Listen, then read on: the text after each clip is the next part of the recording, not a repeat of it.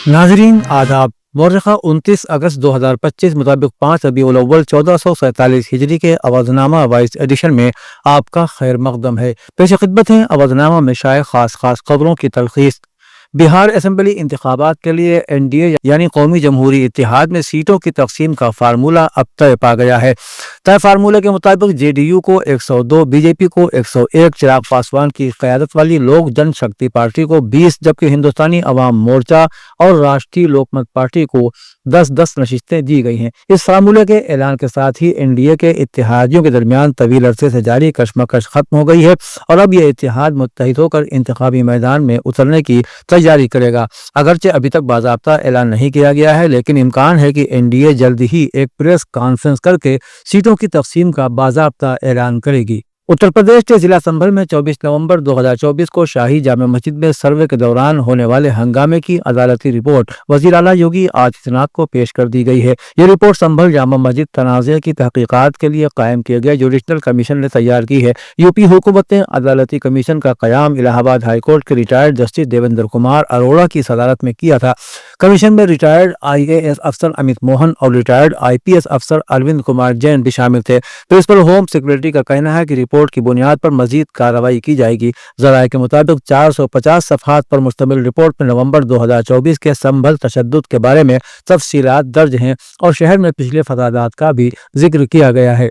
बिहार में कांग्रेस की वोटर अधिकार यात्रा अपने 12वें दिन सीतामढ़ी पहुंची, जहां राहुल गांधी ने भारतीय जनता पार्टी और इलेक्शन कमीशन पर सख्त हमला बोला। उन्होंने एक जलसे आम से खिताब करते हुए कहा कि बिहार में अपोजिशन की आवाज दबाने और आवाम के हक रायदही को छीनने की साजिश की जा रही है। उनके मुताबिक रियासत में तकरीबन 65 लाख वोट काटे गए हैं और उनमें बड़ी तादाद दलितों, पसमानदा तबकात, अकलियतों और गरीबों के नामों की है, जबकि अमीरों के वोट जूं के तू बरकरार हैं। राहुल गांधी ने कहा कि बिहार के अवाम अब किसी कीमत पर वोट चोरी होने नहीं देंगे। वज़ीर आज़म नरेंद्र मोदी ने जन धन योजना के 11 साल मुकम्मल होने के मौके पर जुमेरात को कहा कि इसने आखिरी कतार में खड़े लोगों को भी मालियाती निज़ाम से जोड़ा है और उन्हें अपनी किस्मत खुद संवारने का मौका फराहम किया है। प्रधानमंत्री जन धन योजना 28 अगस्त 2014 को शुरू की गई थी। इस मौके पर सोशल मीडिया प्लेटफॉर्म X पर जारी सरकारी पोस्ट पर रद्द अमल जाहिर करते हुए वज़ीर आज़म ने लिखा, जब आखिरी सिरे पर मौजूद लोग मालियाती निज़ाम से जुड़ते हैं तो पूरा मुल्क एक साथ तरक्की करता है।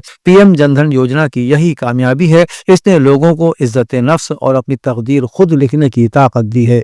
उत्तर प्रदेश रियासती खवातीन कमीशन की चेयरपर्सन डॉक्टर बबीता सिंह चौहान ने जुमेरात को बाराबंकी के DRDA ऑडिटोरियम में खवातीन के मसाइल की अवामी तौर पर समाअत की।